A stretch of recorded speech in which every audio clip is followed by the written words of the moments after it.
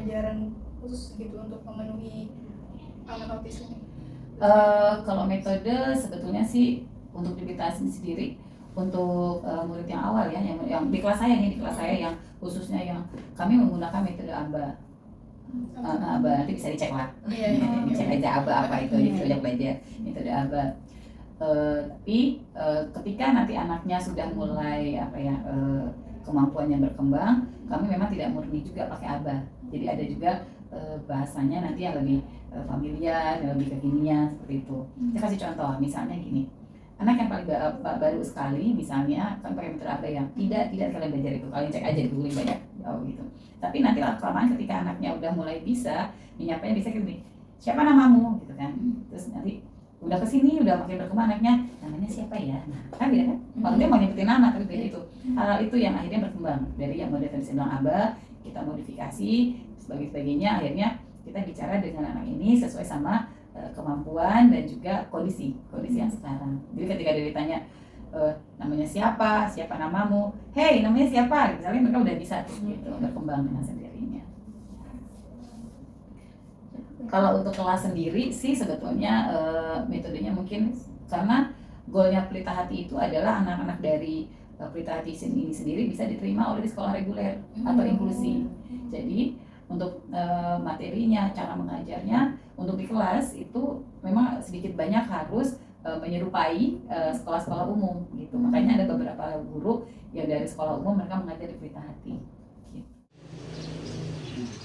Mungkin yang selanjutnya, apakah ada strategi efektif yang biasa Mama lakuin di rumah ketika Devano misalnya pas dia lagi ya? Biasanya Devano kalau gitu saya ada sesuatu yang dia pengen tapi kita nggak boleh dan dia masih keras hati gitu kan ya, aduh gitu kan.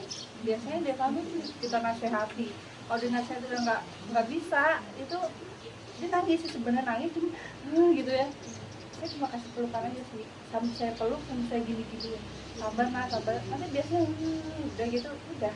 Oh, berarti kalau beda sama sih Devano yang sekarang. Kalau dulu masih kecil saya diajarin dari terapinya itu namanya tuh saya apa ya, karena dia belum masih kecil kan ya, jadi didudukin diginiin aja, didudukin di sini diginiin, tenaganya kan yang mengurangi tenaga sampai dia udah sampai agak capek baru enggak.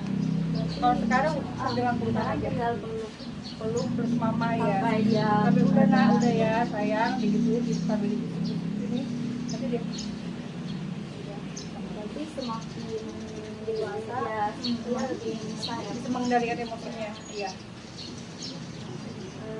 Terakhir ya Mak, bagaimana kolaborasi dengan guru atau pihak sekolah membantu dalam perkembangan Devano? Iya banyak banget kalau setelah pulang sekolah biasanya dan tiap hari sekolah pulang biasanya kita sebelum pulang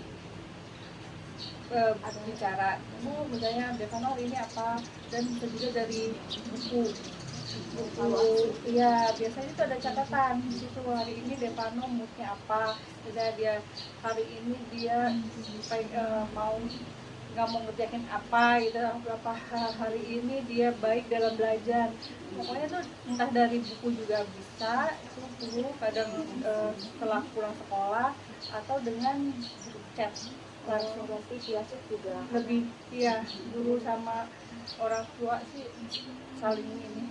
Berarti pihak sekolah juga komunikatif Iya, dalam betul masih itu membimbing anak. Iya, sangat.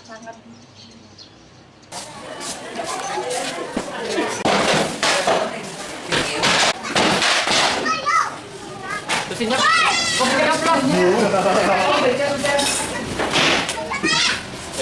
Hampir lagi.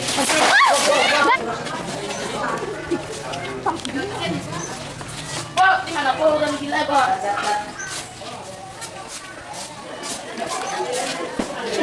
Menikam. Woi, Zen. Betul.